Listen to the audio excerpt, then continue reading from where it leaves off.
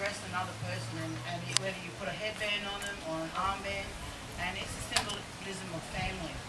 So, normally we could have a lot of divisions between black and white in this town, and even sometimes that we have a bit of that at school. But today I said to them, we're not going to chuck off at anybody today for whatever reasons. We're all different colours, we're all different from different backgrounds, and today we're part of a bigger family. And I like what Pastor Wayne said about that, family of God. God doesn't see colour, and he doesn't see class. He sees us all as we're part of mankind. And so it's beautiful to have everybody here to celebrate this special day today. I just wanted to also say that they're going to do a dance, and we've also got Raymond here who, Raymond, do you want to stand up as well? Raymond Austin, he's actually a professional dancer. He dances with Tjapukai. He might want to tell you a little bit about himself as well. If you see, as you go down to Cairns, you'll see Raymond on the billboard outside of the Army Duck building, and every time I pass that sign, Hannah's like, there's Raymond. So he's still on that sign there. But does anybody know what the theme of NAIDOC is this year? Barbara? Does anybody know what this theme? Oh, all the high schoolers here. Does anybody know what the theme is of NAIDOC? Okay, it's actually serving. It's serving country and Centenary to be honest. So it's actually acknowledging all the Indigenous people that fought as a soldier, even on the frontiers, which was when this land was established. We know a lot of the deaths that took place there, but it was also the Indigenous people that have taken part in all the various wars.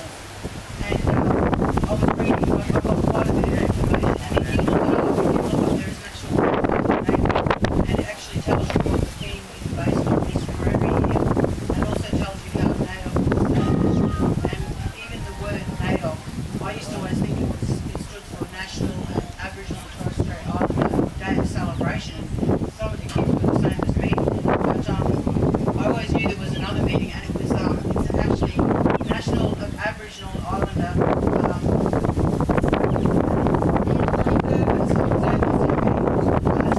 so basically the first group that was established to put some different perspectives into the government that was back then.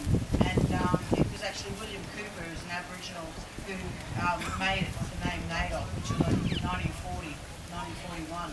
And he established this day. But before that, they had various other names and various other groups that fought, just so that Indigenous people could be heard in our government, which is based, mostly from England. So if you just think about, when I think about like a lot of the soldiers, the Indigenous soldiers that fought in wars, they fought in World War I and World War II. Many might know, I was reading there was about 400 Indigenous soldiers that fought, I think, in World War I. And these were at a time where Indigenous people, they weren't even acknowledged as human beings in their country of Australia. But they chose to fight for Australia, and a lot of them who died, they didn't even get acknowledged that they fought in the war. They weren't given a proper soldier's funeral, or even to be buried in some of the big cemeteries as a soldier. They were not even given a lot of the rights that normal soldiers were given. They were paid sometimes nothing, sometimes a third of what a normal soldier, a non-Indigenous soldier would get.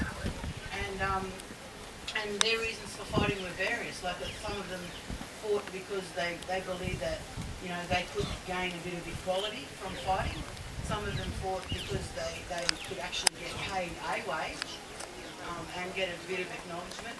Some of them thought that it would change the way that Aboriginal people were perceived in their country if they fought for their country. So, but when, like a lot of times when they came back, they were still forced back into a situation where they didn't have any rights, even after being a soldier, fighting. Some coming back maimed and injured, and coming back to still being treated as subhumans and less than citizens in their own country. So it was very hard, for Aboriginal people. But today, I think it's great to acknowledge, those past ones that have fought and died for our country, like a lot of non-Indigenous Australians.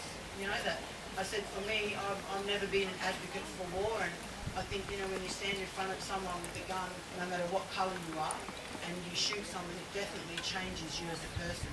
So it's great to acknowledge all of those people. And did anybody know that, you know, even we talk about this things in the uncles and aunties group, even the word wangara. Does anybody know, I know a lot of the black ones know what it means, but do people actually know that that word actually means white person, but it actually means ghost?